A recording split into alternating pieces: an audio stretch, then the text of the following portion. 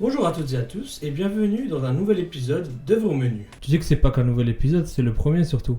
Ouais, il a pas tort ce con. Du coup, je vais vous introduire à cette émission. Cette émission a pour but de présenter, analyser et critiquer des œuvres de fiction que j'apprécie, voire que j'adore, et d'en parler avec le plus d'honnêteté. Sur ce, aujourd'hui, le sujet de la vidéo est un film d'animation du studio Pixar, sorti en 2017, et qui m'a beaucoup plu pour plusieurs raisons. Qui sont? Je garde le suspense pour la suite de la vidéo. Peu importe, générique.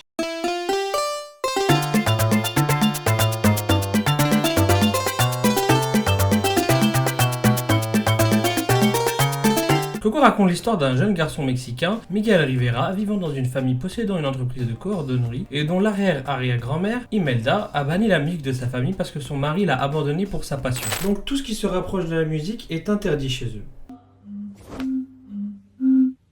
Pas de musique! Pas de musique!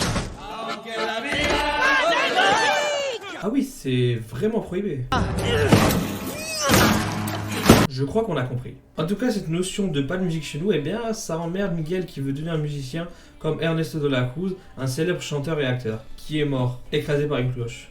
Pas ouf comme mort. D'ailleurs, en parlant de mort, Quelle transition subtile. El Dia de los Muertos, qui est le jour de la fête des morts, arrive et il faut préparer l'ofrenda, l'autel familial pour que ses ancêtres puissent leur rendre visite. C'est d'ailleurs un des points que j'apprécie dans Coco, le fait de respecter les morts et ses ancêtres. Selon moi, honorer ces derniers, c'est respecter leur vie passée et ce qu'ils ont fait pour nous. C'est donc important que cette tradition existe. Les offrandes peuvent être des objets ou aliments préférés des défunts. C'est plutôt un jour de fête que de deuil et je trouve ça bien que la mort soit prise avec légèreté. Parenthèse terminée. Après avoir fait tomber le cadre de son ancêtre, il découvre que son mari est Ernesto de la Cruz, son idole. Il l'annonce à tout le monde et comme vous l'avez vu...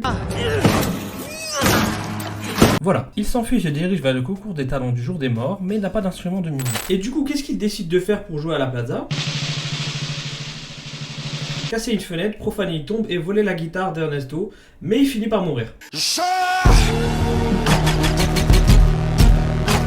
J'aurais pas dit mieux. Bien fait pour ta gueule, Miguel. D'ailleurs, rien à voir, mais c'est la première fois qu'un personnage principal est un enfant. Ça rajoute un panel de héros au studio, parce que oui, d'habitude chez Pixar, les personnages principaux sont des rats, des voitures, des jouets, des émotions. Ouais, ils sont vraiment chelous chez Pixar. Parce que mettre des cagoules de couleur et faire croire que c'est des personnages différents, c'est pas chelou peut-être. En se baladant dans le cimetière, enfin en paniquant dans le cimetière, il rencontre ses ancêtres qui sont des squelettes. Bah ouais, logique. Et il l'emmène dans le monde des morts pour résoudre son problème. Étant donné que la photo d'Imelda n'est plus sur l'ofrenda, elle ne peut pas traverser le pont. Oui, ce petit con a emporté la photo avec lui, et pour aller la remettre, il faut qu'il revive, et pour cela, il faut la bénédiction d'un membre de sa famille. Mais... Regardez le vivant et prononcez son nom.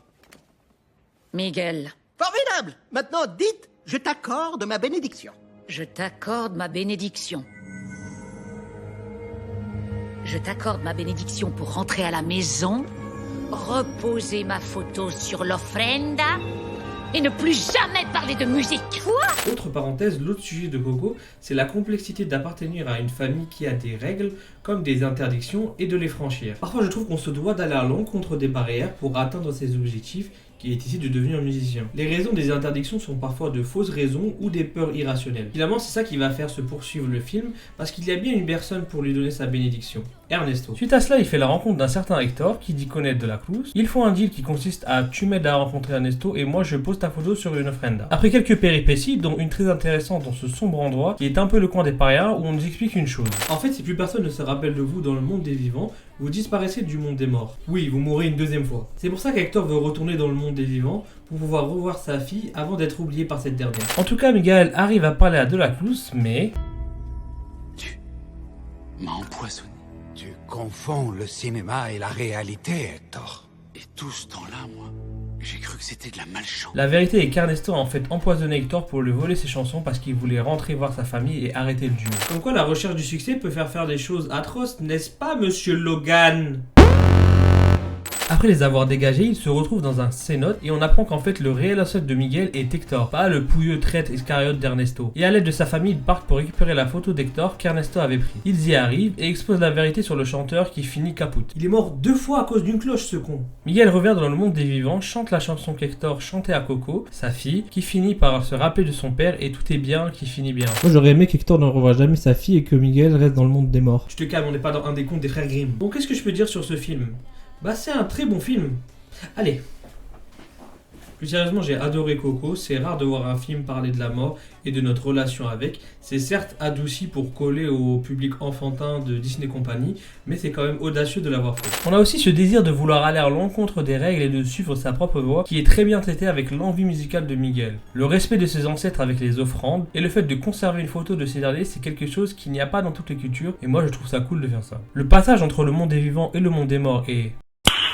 Nice. Les alibrejes sont très jolis et impressionnants. Bon, pas tous. Les ancêtres sont très bien faits et pas effrayants. D'ailleurs, une particularité que j'ai remarqué dans Coco, c'est que les morts gardent leur chevelure et leur barbe. Tu sais qu'ils gardent aussi leurs os, donc vraiment ta remarque de merde, tu peux te la foutre dans... Ah oui, il y a Frida Kahlo dans le film.